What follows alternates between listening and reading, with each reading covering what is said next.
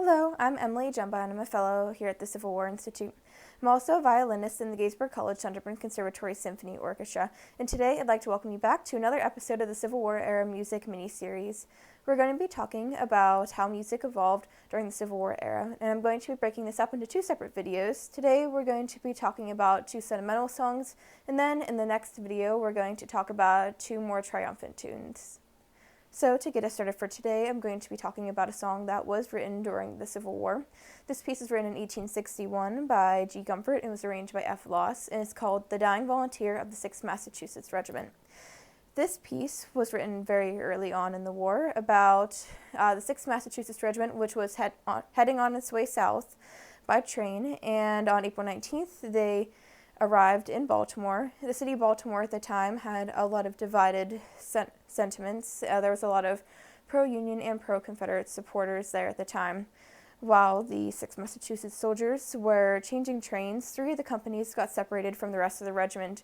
While they were separated, a pro-Confederate mob had formed and attacked the soldiers. In the fighting that ensued, there were 4 soldiers that were killed, 32 more that were wounded, and another 12 civilians that were killed in the fighting. Afterwards, when news began to spread of this conflict, and the 4 soldiers that were killed began to be memorialized throughout the North. And one of the ways that this happened was through songs such as this. And those 4 soldiers were considered to be the first martyrs of the rebellion, according to Richard Howe. So in this particular song, it's about one of those 4 soldiers who was killed, and it talks about him and his father, who had also given his life in service to his country. And so while this song is rather mournful and has the sentimental values in it of the soldiers dying the good death, where they were fighting nobly for their country, it still does maintain those patriotic values because they were serving their country and this higher cause than themselves whenever they were killed. So I'm going to be playing for you The Dying Volunteer of the 6th Massachusetts Regiment.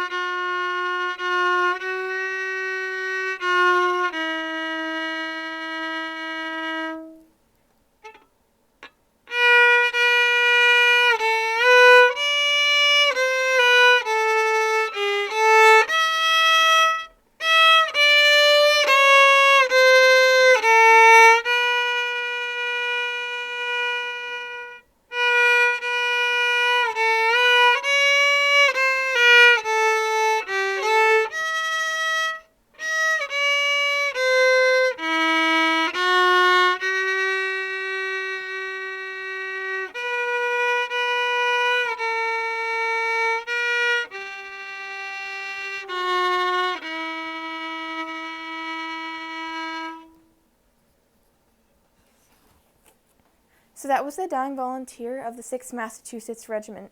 And now I'm going to be talking a little bit about a song that was written after the war. So this song is called The Blue and the Gray, and it was written by M.F. Finch, and well, at least the words were, and then the music itself was written by Felix Schelling, and they wrote this piece in 1867. The story behind this particular song is that the authors had seen Mississippian women laying flowers on the graves of both Union and Confederate soldiers. So this piece shows a stark contrast to the first song that we looked at, because instead of just emphasizing the strong patriotic values of the soldiers dying for the Union, this particular song looks at both Union and Confederate soldiers and sees them laying in graves side by side as the seasons pass overhead. And this song has a much more reconciliationist viewpoint. Instead of just emphasizing one side or the other, it's looking at them both and seeing that in the end they're all equal and that they all nobly fought for their countries. So still having that sentimentalist value there of the noble fighting, but then also having them be equal at the end. And so now I'm going to be playing for you The Blue and the Gray, written in 1867.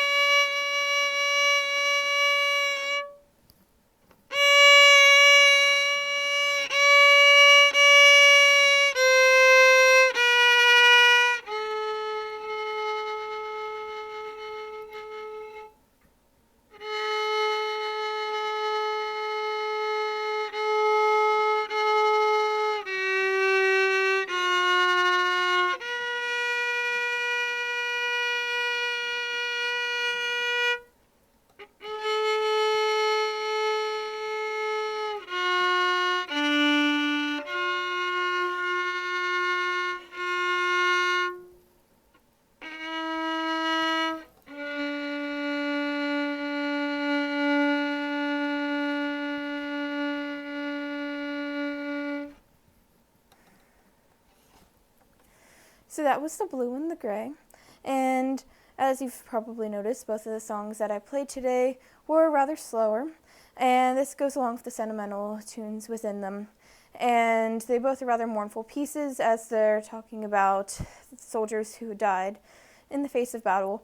But looking back at the lyrics of both songs, there are the elements of them having fought bravely for their countries, emphasizing the good death that these soldiers would have had.